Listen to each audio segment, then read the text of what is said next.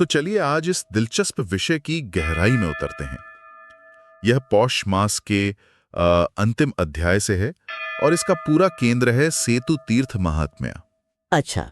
सरल भाषा में कहें तो यह रामेश्वरम की महिमा और वहां के रीति रिवाजों के पीछे जो गहरे आध्यात्मिक अर्थ हैं, उस पर एक तरह का गाइड है। बिल्कुल।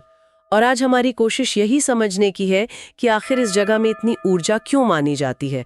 हम जानेंगे कि स्रोत में बताए गए खास अनुष्ठान क्या हैं, उनके फल क्या हैं, नियम क्या हैं, और सबसे दिलचस्प बात कि कैसे एक स्थान, हमारा कर्म और उसका जो आध्यात्मिक नतीजा है वो आपस में गहराई से जुड़े हुए हैं। तो आइए इसे परत दर परत खोलते हैं।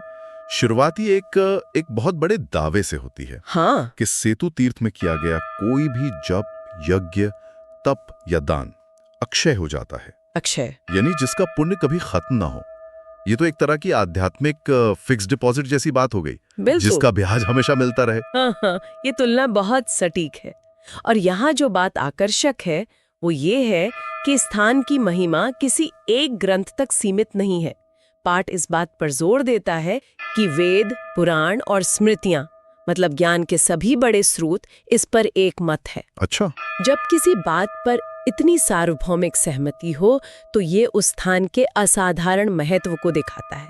ये एक तरह की आध्यात्मिक पीयर रिव्यू प्रक्रिया जैसा है, जहां हर ग्रंथ ने इसकी प्रामाणिकता पर मोहर लगाई है। और स्रोत में विशेष रूप से ओम नमः शिवाय मंत्र का, हाँ, 1008 बार जाप करने का उल्लेख है। बिल्कुल। और किसी शक्तिशाली मंत्र को ऐसे शक्तिशाली जगह पर जपने से उसका असर तो कई गुना बढ़ जाता होगा। निश्चित रूप से। ये स्थान की ऊर्जा और मंत्र की ऊर्जा का संगम है।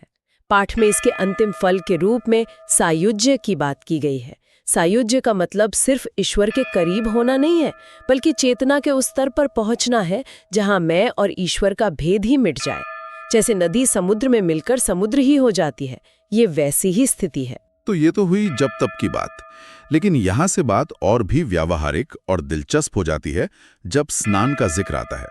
स्रोत में स्नान के लिए बहुत विशिष्ट समय और उनसे जुड़े फलों की एक पूरी सूची दी गई है। ये सिर्फ पानी में डुबकी लगाना नहीं, बल्कि एक तरह का कह सकते हैं ब्रह्मांडीय कैलेंडर के साथ खुद को जोड़ने जैसा है। जी हाँ, ये पाठ शुभजा का एक पूरा क्रम स्थापित करता है, एक सीढ़ी की तरह। सबसे पहले पायदान पर है सामान्य शुभ दिन, जैसे संक्रांति या पूर्णिमा। इन दिनों में सेतु में स्नान करने से 7 जन्मों के पाप नष्ट हो जाते हैं। यहीं पर मुझे एक सवाल आता है। जब हम 7 जन्मों के पाप जैसी बात सुनते हैं तो आज के दौर में इसे समझना थोड़ा मुश्किल हो सकता है। क्या हम इसे इस तरह भी देख सकते हैं कि ये सिर्फ शाब्दिक पाप नहीं, बल्कि हमारे अवचेतन में दबी हुई गहरी से गहरी नकारात्मकता, बुरी आदतें और बोझ हैं जिन्हें हम जन्मों से ढो रहे हैं? ये इसे देखने का एक बहुत ही व्यावहारिक और मनोवैज्ञानिक तरीका है। बिल्कुल। आप इसे कर्मों का बैकलॉग कह सकती हैं। ये अनुष्ठान उस मानसिक और आध्यात्मिक बोझ को साफ करने की एक प्रक्रिया है। अब देखिए, सीढ़ी के अगले पायदान पर आते हैं सूर्य या चंद्र ग्रहण। इस दौरान स्नान करने का फल सीधे करोड़ों जन्मों के पापों का नाश बताया गया है। संख्या में ये जो भारी उछाल है, ये दिखाता है कि इन खगोलीय घटनाओं के समय पृथ्वी की ऊर्जा में कितना बड़ा बदलाव आता होगा। और फिर आता है शिखर, यानी माघ का महीना। यहाँ तो फल की पूरी एक सूची है। हाँ, और ये क्रमिक है। 15 दिन धनुषकोटि में स्नान करने से वैकुंठ धाम मिलता है। 20 दिन स्नान करने से शिव का सामीप्य, यानी उनकी निकटता। और अगर कोई पूरे 30 दिन स्नान कर ले तो उसे वही अंतिम फल मिलता है जिसकी हमने बात की थी, शिव के साथ सायुज्य। ये एक तरह की पूरी आध्यात्मिक साधना है, जहां हर दिन आपको ईश्वर के और करीब ले जाता है। लेकिन जो बात मुझे सबसे ज्यादा हैरान कर रही है वो ये है कि अगर कोई वहां जा ही ना पाए तो स्रोत में इसका भी उपाय है। कहा गया है कि घर पर ही किसी पोखर या नदी में नहाते समय भी अगर कोई सिर्फ राम सेतु का स्मरण कर ले तो उसके पाप नष्ट हो जाते हैं। बिल्कुल। ये तो उन करोड़ों लोगों के लिए एक बहुत बड़ी आशा की किरण है जो शायद कभी रामेश्वरम जा ही ना पाए। बिल्कुल। ये आध्यात्मिक लाभ को लोकतांत्रिक बनाता है। ये कहता है कि आपकी चेतना, आपका इरादा, आपकी शारीरिक उपस्थिति से ज्यादा शक्तिशाली हो सकता है। शारीरिक रूप से वहां होना आदर्श है, लेकिन मानसिक जुड़ाव भी उतना ही फलदायी है। इसी कड़ी में पाठ अर्धोदय योग नाम के एक अत्यंत दुर्लभ संयोग का भी वर्णन करता है। अर्धोदय योग, ये सुनने में बहुत गूढ़ लगता है। ये है क्या? यह एक बहुत ही दुर्लभ ज्योतिषीय संयोग है। जब माघ महीने की अमावस्या को रविवार हो और उसी दिन श्रवण नक्षत्र और व्यतिपात योग भी पड़ रहा हो, तब ये बनता है। व्यतिपात योग को ज्योतिष में एक विशेष शक्तिशाली योग माना जाता है। जब ये चार चीजें एक साथ आती हैं, तो यह योग बनता है जो कई दशकों में एक बार होता है। स्रोत कहता है कि इस योग में सेतु में स्नान करने का फल सीधे मोक्ष है, यानी जन्म मृत्यु के चक्र से मुक्ति। कमाल है। तो हमने देखा कि कैसे सही समय पर किया गया स्नान व्यक्ति के अपने कर्मों को शुद्ध कर सकता है। लेकिन आध्यात्मिक यात्रा सिर्फ स्वयं तक सीमित नहीं होती, ये समाज के प्रति हमारे कर्तव्यों से भी जुड़ी है। और यहीं पर दान की भूमिका आती है, जिसके बारे में इस अध्याय में बहुत गहरी बातें कही गई हैं। बिल्कुल। और यहाँ पाठ एक बहुत महत्वपूर्ण अवधारणा सामने रखता है, सत्पात्र की, यानी एक योग्य प्राप्तकर्ता। दान को लेकर तो आम धारणा है कि किसी भी जरूरतमंद की मदद करनी चाहिए, लेकिन ये पाठ कुछ अलग कह रहा है। ये पात्र या रेसिपिएंट पर इतना जोर क्यों दे रहा है? क्या ये विचार आज के समय में थोड़ा विवादास्पद नहीं हो सकता कि हम मदद करने से पहले किसी की योग्यता जांचें? ये एक बहुत ही जरूरी सवाल है और यहीं इस पाठ का सबसे गहरा इंसाइट छिपा है। ये कहता है कि दान देना एक पैसिव क्रिया नहीं है, ये एक एक्टिव जिम्मेदारी है। ये आपको सिर्फ पैसा देने से आगे बढ़कर ये सोचने पर मजबूर करता है कि आपके दिए हुए संसाधन का समाज पर क्या प्रभाव पड़ेगा। ये एक तरह से प्राचीन भारत का इफेक्टिव एल्ट्रुइज्म का विचार है। इफेक्टिव एल्ट्रुइज्म यानी ऐसा दान जो सबसे ज्यादा सकारात्मक प्रभाव पैदा करे। तो फिर सत्पात्र की परिभाषा क्या है? स्रोत के अनुसार सत्पात्र वो ब्राह्मण है जो दरिद्र हो, परिवार वाला हो, लेकिन केवल इतना ही काफी नहीं है, साथ ही उसमें शास्त्रों का ज्ञान, ईश्वर में भक्ति, सदाचार और धर्म का पालन करने जैसे गुण भी होने चाहिए। विचार यह है कि ऐसे व्यक्ति को दिया गया दान विद्या, धर्म और समाज के उत्थान में लगेगा। किसी दुष्ट पात्र या अयोग्य व्यक्ति को दान देने से उस धन का दुरुपयोग हो सकता है, जिससे दाता को पुण्य की जगह पाप भी मिल सकता है। लेकिन ऐसे योग्य व्यक्ति को ढूंढना तो बहुत मुश्किल हो सकता है। अगर कोई ना मिले तो? पाठ इसका भी समाधान देता है। अगर कोई योग्य व्यक्ति ना मिले तो दान का संकल्प लेकर उसे बाद में पूरा किया जा सकता है। हाथ में जल लेकर यह संकल्प लिया जा सकता है कि मैं ये दान किसी सत पात्र को दूंगा। ये बिना सोचे समझे दान देने के बजाय सचेत और उद्देश्यपूर्ण दान को प्रोत्साहित करता है। ये क्वांटिटी से ज्यादा क्वालिटी पर जोर देता है। ये बहुत गहरी बात है। अब कुछ और विशिष्ट नियमों की बात करते हैं जो स्रोत में दिए गए हैं, जैसे संतान चाहने वालों के लिए या उन पुरुषों के लिए जिनकी पत्नी गर्भवती हो। ये नियम बहुत विशिष्ट हैं। हाँ, और ये दिखाते हैं कि नियम सिर्फ आध्यात्मिक ही नहीं बल्कि जीवन के व्यवहारिक और सूक्ष्म पहलुओं को भी ध्यान में रखते थे। पाठ में सलाह दी गई है कि ऐसे पुरुषों को शुक्र, मंगल और शनिवार के दिन सेतु तीर्थ के अलावा किसी और समुद्र में स्नान नहीं करना चाहिए। ये नियम बहुत ही खास है। शुक्र, मंगल और शनिवार को ही क्यों? क्या स्रोत में इसका कोई कारण बताया गया है? क्या इसका ज्योतिष्य या किसी और ऊर्जा से कोई संबंध हो सकता है? स्रोत में इसका सीधा कारण नहीं दिया गया है, लेकिन हम ज्योतिष और ऊर्जा विज्ञान के आधार पर अनुमान लगा सकते हैं। ज्योतिष में मंगल और शनि को तीव्र और कठोर ऊर्जा वाले ग्रह माना जाता है, जबकि शुक्र भी एक बहुत शक्तिशाली ऊर्जा का कारक है।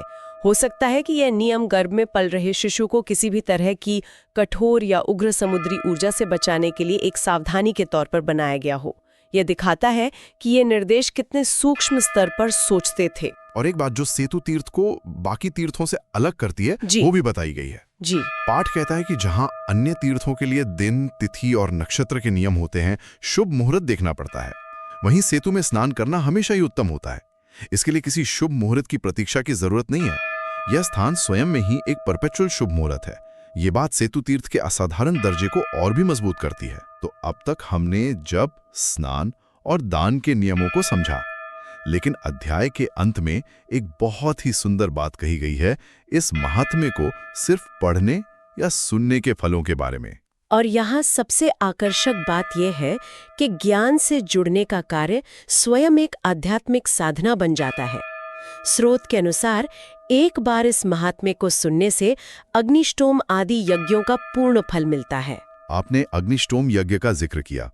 ये एक बहुत बड़ा और महत्वपूर्ण यज्ञ माना जाता है ना? श्रोताओं के लिए क्या आप संक्षेप में बता सकते हैं कि इसका इतना महत्व क्यों है, ताकि हम समझ सकें कि इस कथा को सुनने का फल कितना बड़ा बताया जा रहा है? जरूर। अग्निष्टोम एक बहुत ही जटिल और बड़ा वैदिक यज्ञ है, जिसे करने में कई दिन लगते हैं, कई पुरोहितों की जरूरत होती है और ये बहुत खर्चीला भी होता है। इसे करना किसी आम इंसान के लिए लगभग असंभव था। ये राजा महाराजा ही कर पाते थे। तो जब पाठ यह कहता है कि इस कथा को एक बार सुनने का फल उस यज्ञ के बराबर है, तो वो असल में यह कह रहा है कि ज्ञान का मार्ग कर्म कांड के मार्ग जितना ही या उससे भी अधिक शक्तिशाली है। यह ज्ञान को सर्वोच्च स्थान देता है। और ये फल यही नहीं रुकता। नहीं, 3 बार एकाग्र चित्त से सुनने से व्यक्ति भगवान शिव का सामीप्य प्राप्त कर लेता है। और जो बार बार इस उत्तम महात्मा को पढ़ता अथवा सुनता है, वह शिव के साथ सायुज्य प्राप्त करता है। जरा सोचिए, वही अंतिम फल जो पूरे महीने कठिन स्नानों और नियमों से मिलता है, वही फल इस ज्ञान के साथ बार बार जुड़ने से भी मिल सकता है। इस तरह यह पाठ स्वयं एक पवित्र वस्तु बन जाता है। बिल्कुल। यहाँ तक कहा गया है कि जिस घर में ये ग्रंथ हस्तलिखित रूप में रखा होता है, उसे राम सेतु तीर्थ जितना ही पवित्र माना जाना चाहिए और वहाँ भूत प्रेत जैसी नकारात्मक शक्तियों का भय नहीं रहता। ये ज्ञान को एक जीवंत पवित्र ऊर्जा के रूप में स्थापित करता है। तो आज की इस पूरी चर्चा का सार क्या है? हमने एक पवित्र स्थान की असाधारण शक्ति को देखा, स्नान और दान जैसे अनुष्ठानों की बारीकियों को समझा और अंत में सिर्फ कहानी सुनने के पुण्य को भी जाना। ऐसा लगता है कि मूल संदेश ये है कि स्थान, समय, कर्म और सबसे बढ़कर सही इरादे का संयोजन आध्यात्मिक मुक्ति का एक बहुत शक्तिशाली रास्ता बना सकता है। और अगर हम इसे बड़ी तस्वीर से जोड़ें, तो ये पाठ आध्यात्मिक साधकों के लिए सिर्फ एक कहानी नहीं, बल्कि एक विस्तृत रोड मैप है। ये आंख बंद करके विश्वास करने के लिए नहीं कहता, बल्कि जानकारी के साथ समझदारी से अभ्यास करने के लिए प्रेरित करता है। जैसे दान के लिए सत पात्र पर जोर देना, ये आस्था के कामों में भी विवेकपूर्ण सोच को प्रोत्साहित करता है। ये आध्यात्म में नैतिकता और जिम्मेदारी की भावना को जोड़ता है। ये वाकई चिंतन के लिए एक महत्वपूर्ण प्रश्न खड़ा करता है। हमने पूरी चर्चा में सुना कि ये प्रथाएं पाप को धो सकती हैं, 7 जन्मों के, करोड़ों जन्मों के। जैसा कि हमने शुरू में बात की थी, क्या हम इस पाप की अवधारणा को आज के संदर्भ में उन मानसिक बोझ, गहरे पछतावे और उन नकारात्मक आदतों के रूप में नहीं देख सकते जिन्हें हम अपने साथ लेकर चलते हैं? ये देखने का एक बहुत ही शक्तिशाली और प्रासंगिक तरीका है। शायद ये विस्तृत अनुष्ठान और पवित्र कथाएं एक गहरे मनोवैज्ञानिक और आध्यात्मिक शुद्धिकरण के लिए एक ढांचा प्रदान करती हैं। ये व्यक्ति को अतीत के बोझ से मुक्त होने और एक ज्यादा सचेत वर्तमान में केंद्रित जीवन जीने में मदद करती हैं। अंत में विचार करने के लिए एक बात छोड़ जाते हैं। पाठ कहता है कि स्वयं भगवान राम ने इन नियमों की स्थापना की थी। जब कोई दिव्य चरित्र जो स्वयं भक्ति का केंद्र है, उस तक पहुंचने का मार्ग भी खुद ही निर्धारित करता है, तो इसका क्या महत्व है? ये शायद इस बात की ओर इशारा करता है कि भक्ति का मार्ग सिर्फ भावना नहीं है, इसमें एक अनुशासन और एक विधि भी है, जिसे साधक के कल्याण के लिए स्वयं लक्ष्य ने ही तैयार किया है।